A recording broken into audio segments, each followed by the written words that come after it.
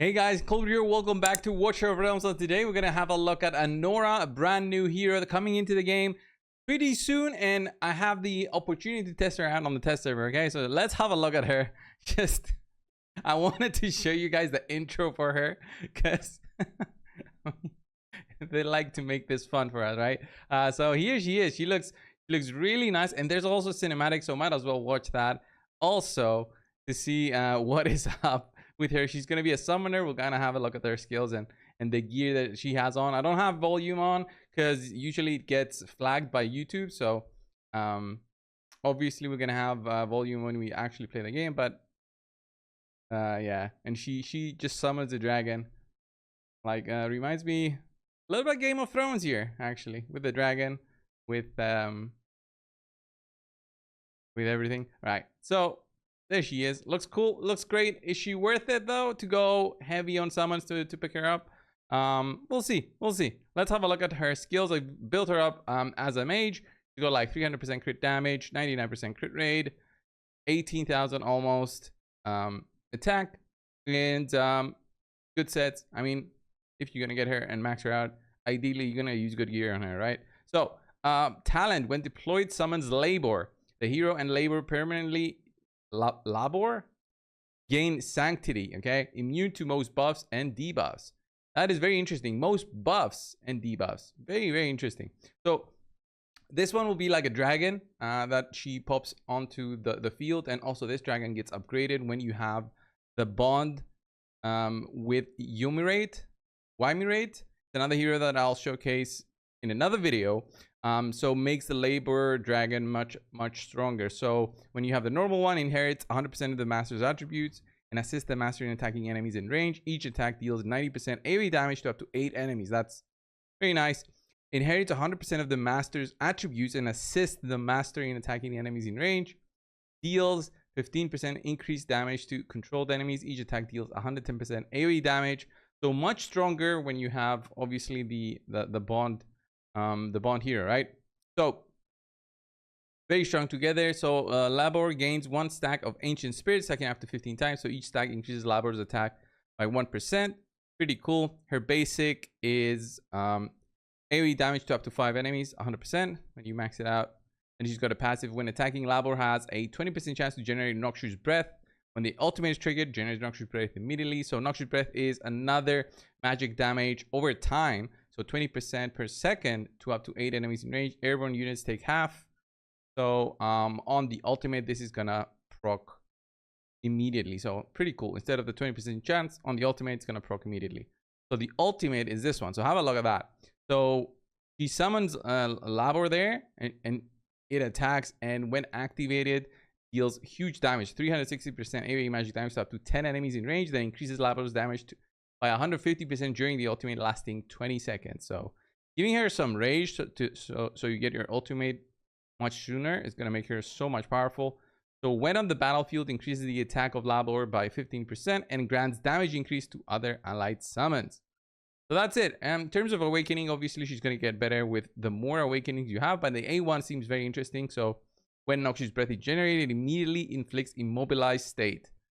So immobilized, unable to move. So they won't be stunned, but they will be unable to move. Pretty interesting on how much stronger she becomes with the A1. A3 is okay, 15% ignore magic resistance. A4 penetration, and then A5, which is insane to get. It's enemies on tiles affected by Noxious Breath receive 20% increased damage by both her and the summon. So artifact, Tear of Twilight for now. We'll see on what is better, but Tear of Twilight is just pure extra damage. So why not? Let's go in there. Let's go have a look on what kind of damage she does. She obviously sounds amazing for gear rate 1. So might as well just test her in there. And also I would say the arenas, the AoE arenas, but I can't test them on the test server. We're just on the bottom rank, so might as well just test her on PvE stuff. So gear rate 1. Let's go and have a look. So for this one, I'm going to have her together with Boreas. Going to see what kind of damage output she can give. Hopefully, it's going to be worth it. All right, let's put Kamet in there as well. We might need him to clear this, but 21. Let's test her out. I'm going to try and get her down basically immediately so that she gains the most benefit. So duration stacks and all that. So let's see. What is her range? Her range is like this. So it kind of makes sense to drop her like so. Then let's put this. Oh, there's the dragon, right? Why does it face that side? Not sure. Not sure. So would put Dolores somewhere here. Then Boreas somewhere here.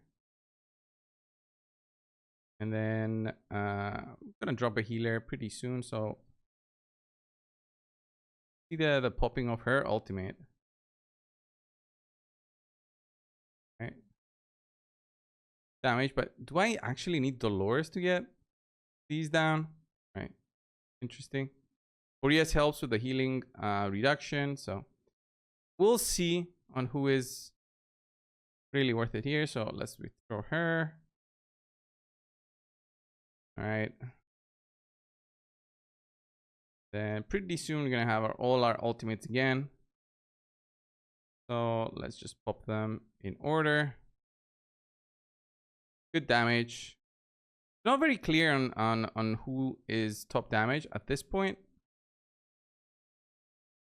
Okay, let's put Kamen in here as well, just in case start to get wrecked. I'm also going to drop the tank there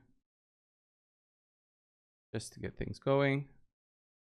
Pop Kamen a little bit. Doing good damage here, but these guys weren't getting healed just yet. So I want to see these things die, because these usually are the ones that beat up the walls very quickly. So pop everything. After this, I'm going to try her on her own, just to see damage numbers, really. So she works very well when enemies are immobilized, because she does higher damage because of that. So here, just giving her extra rage, getting her ultimate is basically needed. So I get Boreas with his heal reduction when enemies are frozen. Ooh, Kama died. So this is the important part. This is the really important part. Have any damage here? Wonder if that epic had any gear on. I think. Right. Get our ults pretty soon. Alright. Get Kamen in there. Also do some damage. Oof. The walls were dropping pretty fast over there.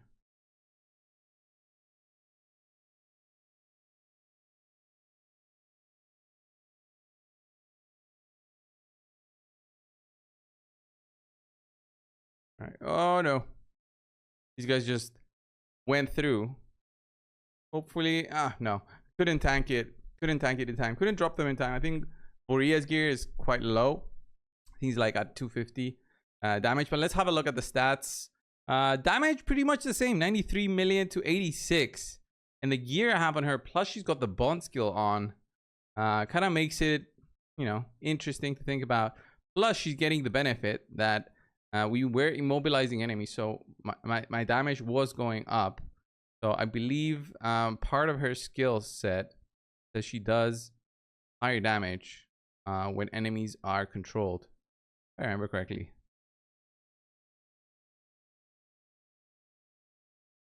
So deals, is it the advanced one?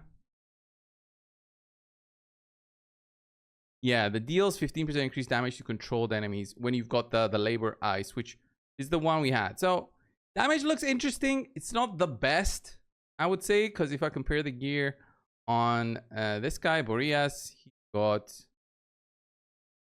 285, 98%, 16,000 attack. So a little bit lower, actually. And he was about 5 or 6 million behind.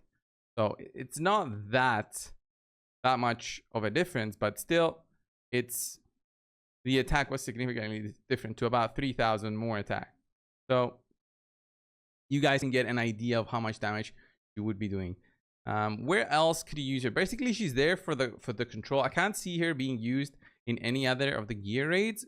Probably gear raid 2, she can be used in some situations. Gear dungeon 2, gear dungeon 1, also maybe because here I used Kamet to clear this one, so probably can be used in here as well.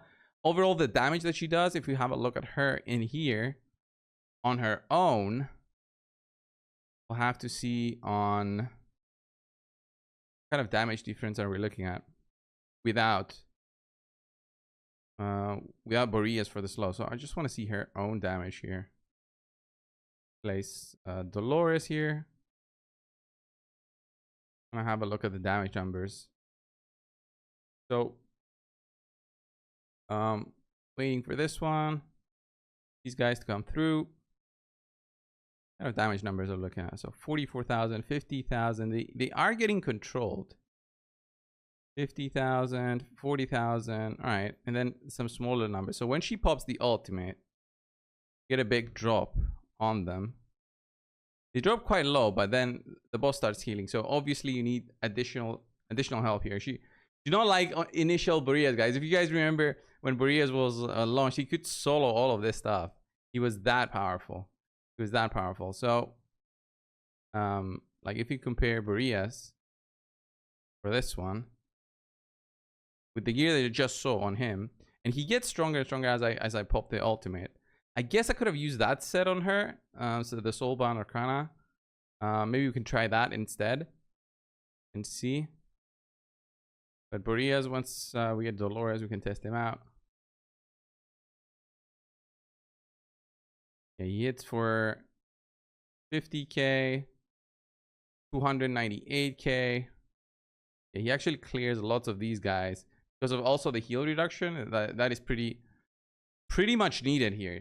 So any heal reduction champion is used here. So that's why Boreas is so crucial for this kind of setup. So let's test her out with Soulbound Arcana. I want to see if that's better, because that stacks up your damage to up to 50%. All right. So on her, currently running this set, the Ageless Wrath. So I'm gonna switch it up to Soulbound Arcana, and we'll see what the difference is. Okay, guys, I'm back now. 95% crit rate. Crit damage is much higher. 350. 15,000 attack. So not the 17.5 that I had before, but 15,000 with much higher crit damage. 350. So we're gonna be looking at much higher numbers. So going in there, having a look, and see how much smoother this can be. So let's actually do the damage test that I just did. So do I not have the invigoration set on Dolores? Anyway, fine.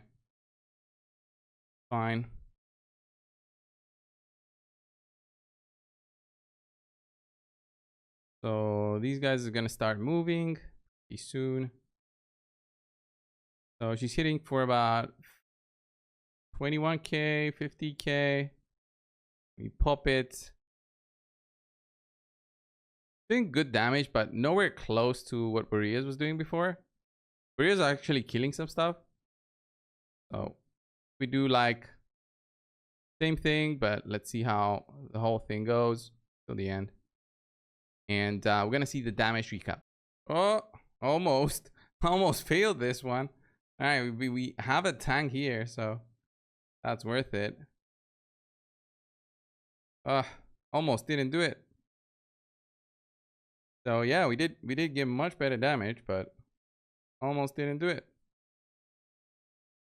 Pop everything as we go. Yeah, boss is not going down fast, but I think at the damage recap in the end, we'll have a good idea on how much better that set was on her. He has the 10% extra attack. He doesn't, but I don't think that's gonna play so much of a role. Definitely helped us clear it though, but he gets the 10%. Right.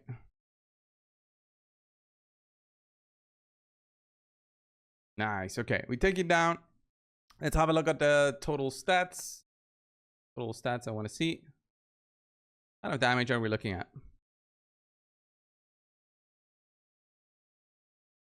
Okay, we cleared it. Nice.